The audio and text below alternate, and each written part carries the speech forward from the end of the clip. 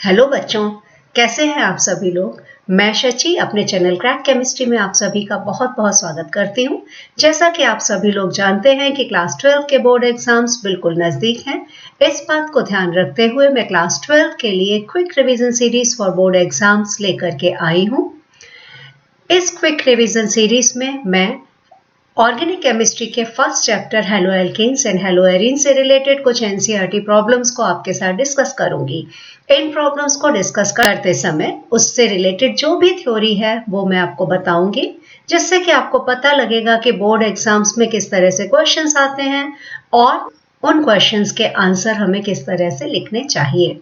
Quick revision series part 1 के लिए आप आई बटन को चेक कीजिए। इस वीडियो की लिंक डिस्क्रिप्शन बॉक्स में दी हुई है। बच्चों, आज के वीडियो को स्टार्ट करने से पहले मैं आप सभी से रिक्वेस्ट करूंगी कि आप सभी मेरे चैनल क्रैक केमिस्ट्री को एस्टेब्लिश करने में मेरी मदद कीजिए। इसको ज्यादा से ज्यादा संख्या में सब्सक्राइब कीजिए, जिससे कि मेरे वास्ट टीचिंग एक्सपीरियंस से आप सभी को फायदा हो सके। तो अब मैं आज का सेशन स्टार्ट करने जा रही हूँ।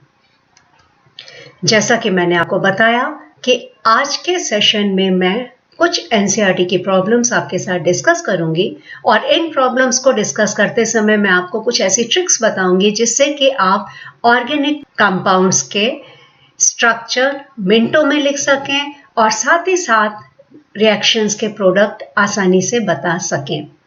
हमारा पहला क्वेश्चन है right structures of the following compounds. बच्चों, आपको यहाँ पर ऑर्गेनिक कंपाउंड्स दिए हुए हैं, उनका स्ट्रक्चर लिखना है। पहला कंपाउंड है 2-chloro-3 मिथाइल पेंटेन। सो ऑर्गेनिक कंपाउंड जब आपको दिए होते हैं उनका स्ट्रक्चर लिखने के लिए सबसे पहले आपको देखना है कि ये मेन कंपाउंड कौन सा है। तो अगर इस कंपाउंड को हम देखेंगे, ये कंपाउंड है 2-chloro-3 मिथाइल पेंटेन। इसका मतलब ये कंपाउंड पेंटेन का डेरिवेटिव है। स्ट्रक्चर लिखने के लिए सबसे पहले हम 5 कार्बन एटम एक लाइन में लिख देंगे। तो यहाँ पर मैंने 5 कार्बन एटम्स एक लाइन में लिख दिए हैं। इनके बीच में मैं कोई बॉन्ड नहीं लगा रही हूँ, वो लास्ट में लगा दूंगी। अब इसके बाद हमें नंबरिंग देनी है। नंबरिंग हम लेफ्ट टू राइट दे सकते हैं या राइट से लेफ्ट भी दे सकते हैं। तो यहाँ पर नंबरिंग मैं लेफ्ट से राइट लिख रही हूँ। इन 5 कार्बन एटम्स को मैंने नंबर दे दिया है। अब हम देखते हैं सेकेंड कार्बन एटम पर लगा हुआ है क्लोरीन एटम। तो सेकेंड कार्बन एटम के ऊपर हम क्लोरीन लगा देंगे और थर्ड कार्बन एटम पर लगा हुआ है एक मिथाइल ग्रुप। तो थर्ड कार्बन एटम के ऊपर हम लगा देंगे मिथाइल ग्रुप और बचे हुए कार्बन एटम्स के ऊपर हम required number of hydrogen atom लगा देंगे। और हाइड्रोजन एटम्स को लगाते समय हमें इस बात का खास ध्यान रखना है कि हर एक कार्बन एटम की वैलेंसी 4 हो जाए। तो अगर हम देखेंगे पहले कार्बन एटम को, पहला कार्बन एटम सिर्फ एक कार्बन के साथ जुड़ा हुआ है, तो इस कार्बन पर हमें 3 हाइड्रोजन एटम्स जोड़ने होंगे, जो मैं यहां पर लिख दे रही हूं। पहले कार्बन एटम की वैलेंसी हो गई 4। अब हम आ जाते हैं सेकंड कार्बन एटम पर। Second carbon atom left side में एक कार्बन से अटैच्ड है, ऊपर इसके क्लोरीन लगा हुआ है। राइट साइड में एक कार्बन से अटैच्ड है, तो हमें इस पर केवल एक हाइड्रोजन लिखना होगा। सेकंड कार्बन एटम की भी टेट्रा वैलेंसी पूरी हो गई। अब हम आ जाते हैं थर्ड कार्बन एटम पर। थर्ड कार्बन एटम एक साइड में कार्बन से और दूसरी साइड में मिथाइल ग्रुप से अटैच्ड है और तीसरी साइड में कार्बन से अटैच्ड है, तो इसमें भी हमें एक हाइड्रोजन एटम लगाना होगा। अब फोर्थ कार्बन एटम के ऊपर एक हाइड्रोजन लिख देती हूँ और इसके नीचे एक हाइड्रोजन लिख देती हूँ। इसकी भी वैलेंसी सेटिस्फाई हो गई। लास्ट कार्बन एटम के ऊपर 3 हाइड्रोजन एटम्स आ जाएंगे। तो बच्चों, ये जो स्ट्रक्चर मैंने लिखा हुआ है, इस स्ट्रक्चर को हम बोलते हैं एक्सपेंडेड स्ट्रक्चर। बिगिनर्स के लिए ये स्ट्रक्चर यूजफुल रहता है। आपको स्ट्रक्चर लिखते समय कभी गलती नहीं होगी, लेकिन जब आपकी प्रैक्टिस हो जाती है तो आप डायरेक्टली कंडेंस स्ट्रक्चर भी लिख सकते हैं। अब इसी स्ट्रक्चर को मैं कंडेंस स्ट्रक्चर की फॉर्म में लिख देती हूँ। यहाँ पर हमारा पहला कार्बन एटम है CH3, दूसरा कार्बन एटम है CH, उसके ऊपर Cl लगा हुआ है। तीसरे कार्बन पर CH, उसके ऊपर हाइड्रोजन मिथाइल ग्रुप लगा हुआ है। चौथा कार्बन एटम हो गया CH2 और पांचवा कार्बन एटम हो गया CH3। उम्मीद है कि आपको अच्छे से समझ में आ गया है। अब इसके बाद मैं आ जाती हूँ नेक्स्ट स्ट्रक्चर पर। नेक्स्ट कंपाउंड है 1-chloro-4-ethyl cyclohexane। तो अब इसका स्ट्रक्चर लिखने के लिए भी हम यहाँ पर देखेंगे, हमारा मेन कंपाउंड है साइक्लोहेक्सेन। साइक्लोहेक्सेन का मतलब होता है ये एक साइक्लिक कंपाउंड है, इस पर 6 कार्बन एटम्स लगे हुए हैं, तो ये मैंने लिख दिया साइक्लोहेक्सेन। साइक्लोहेक्सेन में सारे कार्बन एटम्स इक्विवेलेंट हैं, इसमें हम कहीं से भी नंबरिंग दे सकते हैं, लेकिन फर्स्ट कार्बन एटम पर क्लोरीन लगा हुआ है, इस कार्बन एटम को हम दे रहे हैं नंबर 1। उसके बाद हम क्लॉकवाइज या एंटी क्लॉकवाइज कहीं भी नंबरिंग दे सकते हैं, मैं इस तरह से नंबरिंग लिख रही हूं। सो हमने सारे कार्बन एटम्स को नंबर दे दिया है। अब इसके बाद हम देखेंगे फर्स्ट कार्बन एटम पर लगा हुआ है क्लोरीन एटम, और फोर्थ कार्बन एटम हो गया हमारा ये वाला, इस पर लगा हुआ है इथाइल ग्रुप। इथाइल ग्रुप होता है C2H5, जिसको हम CH2CH3 भी लिख सकते हैं। मुझे उम्मीद है कि ये स्ट्रक्चर आपको बहुत अच्छे से समझ में आ गया है। अब हम आ जाते हैं थर्ड क्वेश्चन पर। हमारा थर्ड क्वेश्चन है 4-टर्शरी ब्यूटाइल 3-आयोडोहेप्टेन। तो अगर इस कंपाउंड को हम देखेंगे तो हमें यहाँ पर दिख रहा है कि ये कंपाउंड हेप्टेन का डेरिवेटिव है।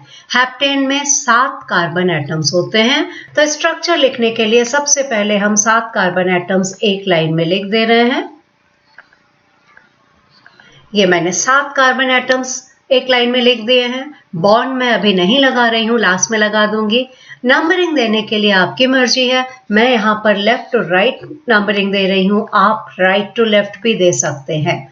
नंबरिंग देने के बाद अब हमें देखना है कि कौन से कार्बन एटम पर कौन सा ग्रुप प्रेजेंट है। तो हम देख रहे हैं फोर्थ कार्बन एटम पर टर्शरी ब्यूटाइल ग्रुप प्रेजेंट है। बच्चों, टर्शरी ब्यूटाइल ग्रुप क्या होता है ये मैं आपको यहाँ पर बता दे रही हूँ। टर्शरी ब्यूटाइल ग्रुप में 4 कार्बन एटम्स होते हैं, लेकिन जो कार्बन एटम मेन चेन से अटैच होगा वो टर्शरी नेचर का है। टर्शरी नेचर का मतलब है कि ये खुद 3 कार्बन एटम से अटैच्ड है। तो अगर हम इस ग्रुप को देखें जो मैंने यहाँ पर लिखा हुआ है, ये टर्शरी ब्यूटाइल ग्रुप है। ये कार्बन एटम टर्शरी नेचर का है। टर्शरी नेचर का है मतलब इसके साथ 3 मिथाइल ग्रुप्स अटैच्ड हैं। तो फोर्थ कार्बन एटम पर मैं लगा देती हूँ टर्शरी ब्यूटाइल ग्रुप। इस तरह से ग्रुप लगेगा, ये हो गया हमारा टर्शरी ब्यूटाइल ग्रुप। और थर्ड कार्बन एटम पर लगा हुआ है एक आयोडीन एटम। आयोडो मतलब आयोडीन एटम। तो थर्ड कार्बन एटम पर मैं एक आयोडीन लगा दे रही हूँ। अब बचे हुए कार्बन एटम्स पर इस तरह से हाइड्रोजन लगाने हैं कि सारे कार्बन एटम्स की टेट्रावैलेंसी पूरी हो जाए। हम स्टार्ट करते हैं फर्स्ट कार्बन एटम से। फर्स्ट कार्बन एटम केवल एक कार्बन एटम से अटैच्ड है, तो इस पर 3 हाइड्रोजन एटम्स आ जाएंगे। ये मैं कंडेंस फॉर्म में डायरेक्ट इस पर लिख दे रही हूँ, तो CH3। अब इसके बाद सेकंड कार्बन एटम हम देख रहे हैं कि इस साइड से कार्बन से अटैच्ड है, दूसरी साइड से भी कार्बन से अटैच्ड है। यहाँ पर 2 हाइड्रोजन एटम्स आ जाएंगे। थर्ड कार्बन एटम एक हाइड्रोजन से अटैच्ड होगा। इसी तरह से फोर्थ कार्बन एटम पर एक हाइड्रोजन आएगा।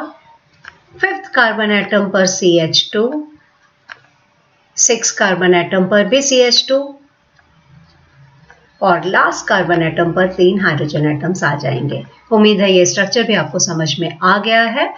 अब हम आ जाते हैं नेक्स्ट क्वेश्चन पर। नेक्स्ट क्वेश्चन है 1,4-डाइब्रोमोब्यूट-2-ईन। अगर इस स्ट्रक्चर को हम ध्यान से देखेंगे तो ब्यूट-2-ईन मतलब ईन इंडिकेट करता है डबल बॉन्ड है, और डबल बॉन्ड की पोजीशन क्या है? डबल बॉन्ड की पोजीशन है सेकेंड कार्बन एटम पर।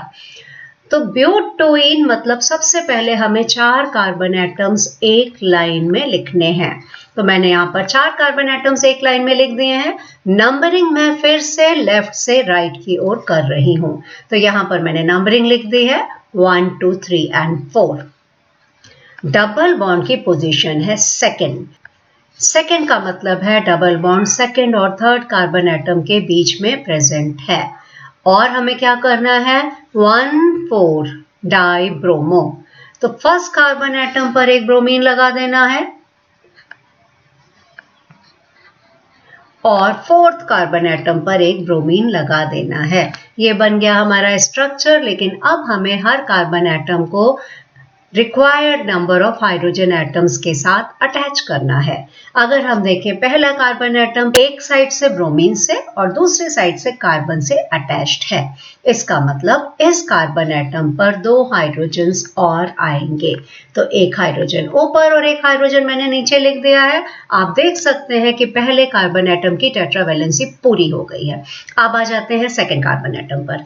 सेकेंड कार्बन एटम पर एक साइड में लगा हुआ है सिंगल बॉन्ड, दूसरे साइड में डबल बॉन्ड। तो इसकी वैलेंसी 3 इस समय हो रही है। टेट्रावैलेंसी करने के लिए इस पर एक और हाइड्रोजन लगा दिया। अब आ जाते हैं थर्ड कार्बन एटम पर। थर्ड कार्बन एटम में लेफ्ट साइड में डबल बॉन्ड है, राइट साइड में सिंगल बॉन्ड है। इसकी वैलेंसी भी 3 हो रही है। टेट्रावैलेंसी करने के लिए इस पर भी हमने एक हाइड्रोजन एटम और लगा दिया। अब देखिए fourth carbon atom. Fourth carbon atom left side में एक कार्बन एटम के साथ सिंगल बॉन्ड से बॉन्डेड है, राइट साइड में ब्रोमीन के साथ सिंगल बॉन्ड से बॉन्डेड है। तो इसकी वैलेंसी इस समय 2 हो रही है। इसको 2 हाइड्रोजन एटम और चाहिए। तो ऊपर और नीचे मैंने एक एक हाइड्रोजन लिख दिया। तो ये स्ट्रक्चर हो गया 1,4-डाइब्रोमोब्यूटेन का एक्सपेंडेड स्ट्रक्चर। अब इसी स्ट्रक्चर को मैं कंडेंस स्ट्रक्चर की फॉर्म में लिख देती हूँ, क्योंकि जैसे जैसे आपकी प्रैक्टिस होती जाएगी वैसे वैसे स्ट्रक्चर्स लिखना आपके लिए आसान होता जाएगा। तो अब मैं यहाँ पर इसका कंडेंस स्ट्रक्चर लिख रही हूँ। आप देखिए, पहले कार्बन एटम पर हैं 2 हाइड्रोजन और साथ में है एक ब्रोमीन। तो मैं लिख देती हूँ CH2Br। सेकेंड कार्बन एटम पर लगा हुआ है CH, उसके बाद double bond, third carbon atom फिर CH और फोर्थ कार्बन एटम पर भी है हमारा CH2Br। उम्मीद है ये भी आपको अच्छे से समझ में आ गया है। अब हम आ जाते हैं नेक्स्ट स्ट्रक्चर पर। नेक्स्ट स्ट्रक्चर क्या है? नेक्स्ट स्ट्रक्चर है 1-ब्रोमो 4 secondary butyl 2 methyl benzene. Benzene का नाम आप सभी लोगों ने सुना होगा। इसका मतलब ये कंपाउंड बेंजीन का डेरिवेटिव है। बेंजीन एक एरोमेटिक कंपाउंड है। ये एक 6 मेंबर साइक्लिक कंपाउंड होता है जिस पर अल्टरनेट पोजीशन पर सिंगल और डबल बॉन्ड लगे हैं। अब यहाँ पर हमारी मर्जी है, हम कहीं से भी बेंजीन के कार्बन एटम्स की नंबरिंग स्टार्ट कर सकते हैं। मैं यहाँ पर टॉप से ब्रोमीन के कार्बन एटम्स की नंबरिंग कर रही हूँ। अंदर की ओर मैं नंबर लिख रही हूँ जिससे आपको समझने में आसानी रहे। First, second, third, fourth, fifth and 6 carbon atoms. अब हम देखते हैं, फर्स्ट कार्बन एटम पर लगा हुआ है ब्रोमीन। तो ब्रोमीन को हम लगा देते हैं ब्रोमो। फर्स्ट कार्बन एटम है 1-ब्रोमो। ब्रोमो का मतलब ब्रोमीन, तो फर्स्ट कार्बन एटम पर हम लगा देते हैं ब्रोमीन। फोर्थ कार्बन एटम पर लगा है सेकेंडरी ब्यूटाइल ग्रुप। अभी थोड़ी देर पहले हमने देखा था tertiary butyl group. Tertiary butyl group में 4 कार्बन एटम थे, लेकिन जो कार्बन एटम रिंग से, चेन से अटैच था वो कार्बन एटम टर्शरी नेचर का था। अब सेकेंडरी ब्यूटाइल ग्रुप में क्या हो जाएगा, आपको समझ में आ रहा होगा। यहाँ पर भी 4 कार्बन एटम्स हैं, लेकिन जो कार्बन एटम बेंजीन रिंग से अटैच होगा वो खुद होगा सेकेंडरी नेचर का। इसको मैं लिख रही हूँ, आप ये देखिए CH, CH2, CH3 और लेफ्ट साइड में भी CH3। तो आप देखिए, जो कार्बन एटम ब्रोमीन से अटैच्ड है वो सेकेंडरी नेचर का है। सेकेंडरी नेचर का है मतलब ये खुद 2 कार्बन एटम्स के साथ अटैच्ड है। ये यहाँ पर आप देख सकते हैं, ये कार्बन एटम जो है, this carbon atom is secondary in nature. तो 1-ब्रोमो 4 secondary butyl 2 methyl benzene. Second carbon atom पर लगा है मिथाइल ग्रुप। मिथाइल ग्रुप होता है CH3। अब इसके बाद है हमारा नेक्स्ट क्वेश्चन। नेक्स्ट क्वेश्चन में आपसे पूछा है कि identify all the possible monochloro structural isomers expected to be formed on free radical monochlorination of this compound.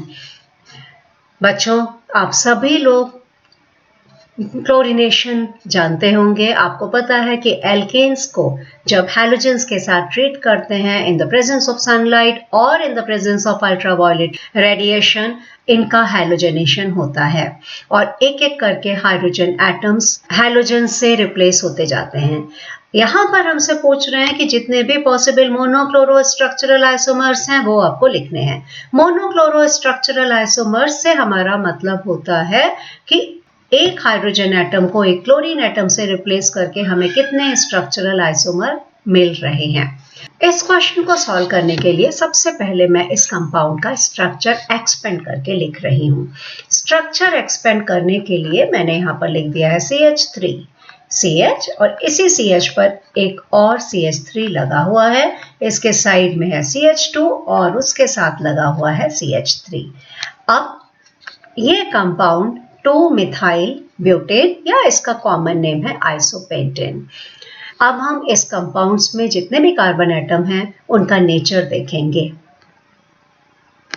Nature देखने के लिए हमारा जो ये कार्बन एटम है इसका नेचर है 1 डिग्री। इसका नेचर 1 डिग्री इसलिए है क्योंकि ये केवल एक कार्बन एटम से अटैच्ड है। अब दूसरा टर्मिनल एंड है इसका कार्बन एटम, अगर हम देखें ये भी 1 डिग्री है क्योंकि ये खुद केवल एक कार्बन एटम से अटैच्ड है।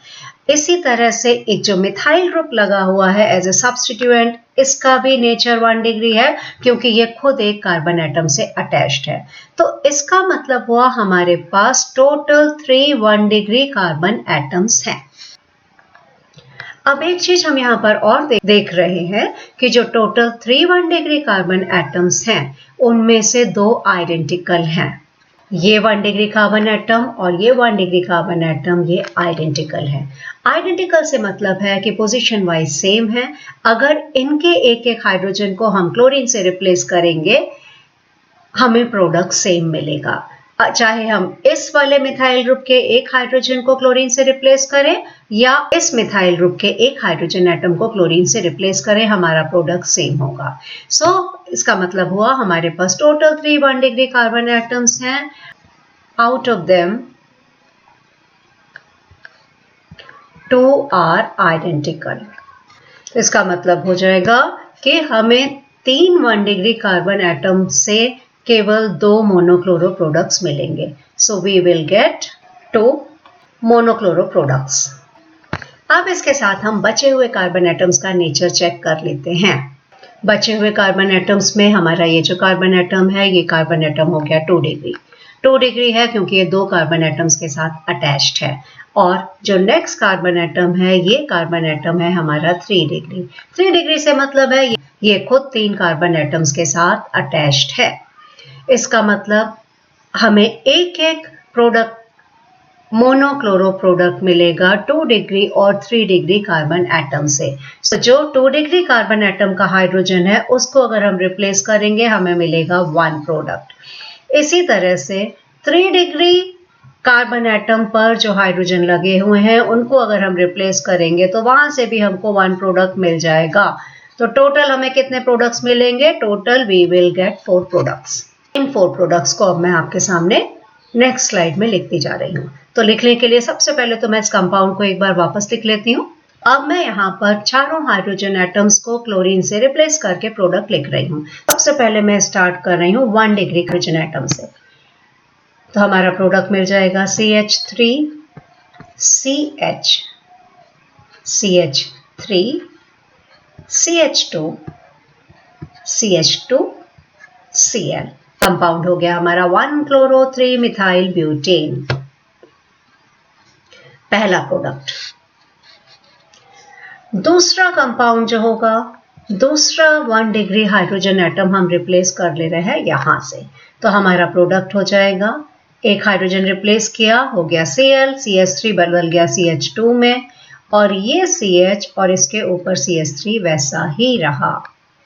इसके बाद CH2 CH3। इस कंपाउंड का नाम लिखने के लिए हमें लेफ्ट टू राइट नंबरिंग करनी पड़ेगी। पहले कार्बन एटम पर लगा हुआ है क्लोरीन, तो ये कंपाउंड हो गया हमारा 1 chloro 2 मिथाइल ब्यूटेन और पहला वाला कंपाउंड था हमारा 1 chloro 3 मिथाइल ब्यूटेन। अब इसके बाद एक एक करके मैं 2 डिग्री और 3 डिग्री कार्बन एटम्स के हाइड्रोजन को एक एक क्लोरीन से रिप्लेस करूंगी। तो मैं लिख रही हूं तीसरा आइसोमर। 2 डिग्री कार्बन एटम पर लगे हुए हाइड्रोजन को हटाकर 2 डिग्री कार्बन एटम पर लगे हुए एक हाइड्रोजन को Cl से रिप्लेस कर दिया। हमारा प्रोडक्ट हो गया 2-chloro-3-methyl-butane। अब आ जाता है हमारा चौथा प्रोडक्ट। चौथे प्रोडक्ट को हम लिखेंगे 3 डिग्री कार्बन एटम पर लगे हुए हाइड्रोजन को रिप्लेस करके, जिसको मैं यहां पर लिख देती हूं। हमारा हुआ CH3, इस C के साथ CH3, इस पर जो हाइड्रोजन लगा था उसको मैंने क्लोरीन से रिप्लेस कर दिया। आ जाता है उसके बाद CH2, CH3। इस कंपाउंड का नाम हो गया 2-chloro-2-methyl-butane। तो हम देख सकते हैं कि हमें 4 मोनोक्लोरो प्रोडक्ट्स मिलेंगे। उम्मीद है कि ये क्वेश्चन आपको अच्छे से समझ में आ गया है। अब नेक्स्ट क्वेश्चन आ जाता है, हमें लिखने हैं इन रिएक्शंस के प्रोडक्ट्स। प्रोडक्ट्स को लिखते समय मैं आपको बताती जाऊंगी कि इसके पीछे कौन सी रिएक्शन है और किस तरह से एडिशन हो रहा है। बच्चों, पहली रिएक्शन में हम देखेंगे कि ये हमारा डबल बॉन्डेड कंपाउंड है, एल्कीन है, इस पर HBr का एडिशन हो रहा है। HBr या किसी भी अनसिमेट्रिकल रिएजेंट का एडिशन जब अनसिमेट्रिकल एल्कीन पर होता है तो अनसिमेट्रिकल रिएजेंट का more electronegative part double bonded carbon atom के उस कार्बन पर ऐड होता है जिस पर कम हाइड्रोजन एटम लगे होते हैं। हमेशा ध्यान रखिएगा, HBr या किसी भी अनसिमेट्रिकल रिएजेंट का एडिशन हमेशा डबल बॉन्ड पर होगा। कौन से डबल बॉन्डेड कार्बन पर होगा? जिस पर लीस्ट हाइड्रोजन लगे हों, कम से कम हाइड्रोजन एटम लगे हों। तो अगर हम इस कार्बन एटम को देखेंगे, इस कार्बन एटम पर लगे हुए हैं 2 हाइड्रोजन और दूसरे कार्बन एटम को देखेंगे, इस पर लगा है केवल 1 हाइड्रोजन एटम और एक साइड में है बेंजीन रिंग। तो अब हमें समझ में आ रहा होगा कि ब्रोमीन का एडिशन हो जाएगा इस कार्बन एटम पर। तो हम प्रोडक्ट यहाँ पर लिख रहे हैं, हमारा प्रोडक्ट बनेगा और एडिशन के बाद डबल बॉन्ड कन्वर्ट हो जाएगा सिंगल बॉन्ड में। तो मैं यहाँ पर प्रोडक्ट लिख रही हूँ। ये कंपाउंड जो डबल बॉन्ड था, डबल बॉन्ड कन्वर्ट हो गया सिंगल बॉन्ड में। H यहाँ पर पहले से जैसा था वैसा ही रहेगा। H के साथ आ गया एक ब्रोमीन, ये बेंजीन रिंग जैसी थी उसी तरह से लगी रहेगी और दूसरी साइड भी जैसी थी वैसी ही रहेगी। तो ये बन गया हमारा प्रोडक्ट। उम्मीद है आपको समझ में आ गया है और इस रूल का नाम है मार्कोनी-कॉप्स रूल। जिस रूल के अकॉर्डिंग एडिशन हुआ है उस रूल को हम बोलते हैं मार्कोनी-कॉप्स रूल। अब हम आ जाते हैं नेक्स्ट क्वेश्चन पर। नेक्स्ट क्वेश्चन में भी एल्कीन है, एल्कीन पर एडिशन हो रहा है HCl का। अब आप बिल्कुल क्विक आंसर देंगे क्योंकि HCl एक अनसिमेट्रिकल रिएजेंट है। एडिशन हमेशा डबल बॉन्ड पर होगा और अगर अनसिमेट्रिकल रिएजेंट का एडिशन अनसिमेट्रिकल एल्कीन पर हो रहा है, हमारा मार्कोनी-कॉप्स रूल यहां भी एप्लीकेबल है। तो मार्कोनी-कॉप्स रूल के अकॉर्डिंग अनसिमेट्रिकल रिएजेंट का more electronegative part double bond के उस कार्बन एटम पर ऐड होगा जिस पर लीस्ट हाइड्रोजन एटम्स हैं। हम यहाँ पर देख ले रहे हैं, ये है हमारा डबल बॉन्डेड कार्बन एटम्स। इस डबल बॉन्डेड कार्बन एटम पर है केवल 1 हाइड्रोजन एटम और इस डबल बॉन्डेड कार्बन एटम पर है 2 हाइड्रोजन एटम्स। तो हमारा प्रोडक्ट बनेगा CH3, CH2, CH, Cl। Double bond convert हो गया सिंगल बॉन्ड में और दूसरे डबल बॉन्डेड कार्बन पर ऐड हो गया 1 हाइड्रोजन एटम। ये हमारा प्रोडक्ट है। अब आ जाते हैं नेक्स्ट रिएक्शन पर। बच्चों, यहां पर आप देखिए एडिशन HBr का हो रहा है लेकिन एक डिफरेंस है पर ऑक्साइड की प्रेजेंस में। ये आपने क्लास 11th में पढ़ा हुआ होगा। आपको ध्यान रखना है कि जब कभी भी HBr का एडिशन किसी अनसिमेट्रिकल एल्कीन पर ऑक्साइड की प्रेजेंस में होता है तो एडिशन होता है मार्कोनी-कॉप्स रूल के अपोजिट, जिसको हम बोलते हैं एंटी मार्कोनी-कॉप्स रूल या इसको हम खराश इफेक्ट भी बोलते हैं। तो according to anti Markovnikov's rule क्या हो जाएगा, HBr का मोर इलेक्ट्रोनेगेटिव एटम जो कि Br है वो उस डबल बॉन्डेड कार्बन पर ऐड होगा जहां पर maximum number of hydrogen atoms हैं। ये है हमारा डबल बॉन्ड। डबल बॉन्डेड, इस वाले डबल बॉन्डेड कार्बन एटम पर है एक हाइड्रोजन एटम और जो एंड में डबल बॉन्डेड कार्बन है इस पर 2 हाइड्रोजन एटम्स हैं। तो वो डबल बॉन्डेड कार्बन एटम जिस पर मैक्सिमम हाइड्रोजन एटम्स हैं उस पर ब्रोमीन ऐड हो जाएगा। हमारा प्रोडक्ट हो गया, ये benzene ring as it is रहेगी विदाउट एनी चेंज। साथ में हो गया CH2 और CH। इस कार्बन एटम के ऊपर हाइड्रोजन ऐड हो जाएगा तो ये हो गया CH2। डबल बॉन्ड कन्वर्ट हो गया सिंगल बॉन्ड में और CH2 के ऊपर आ गया ब्रोमीन। इस रूल का नाम है एंटी मार्कोनिकॉफ रूल। उम्मीद है बच्चों ये आपको बहुत अच्छे से समझ में आ गया है। आपको कोई भी डाउट है तो आप उसको कमेंट बॉक्स में लिखिए, मैं तुरंत आपका डाउट क्लैरिफाई करूंगी। अगर आप चाहते हैं कि किसी एक स्पेसिफिक टॉपिक पर वीडियो बनाया जाए वो भी आप मुझे कमेंट बॉक्स पर लिखकर बता दीजिए। तो बच्चों, thank you so much for watching this video और साथ ही साथ आप मेरे चैनल को सब्सक्राइब करना मत भूलिए। इस वीडियो को लाइक कीजिए और इस वीडियो को अपने फ्रेंड्स के साथ जरूर शेयर कीजिए।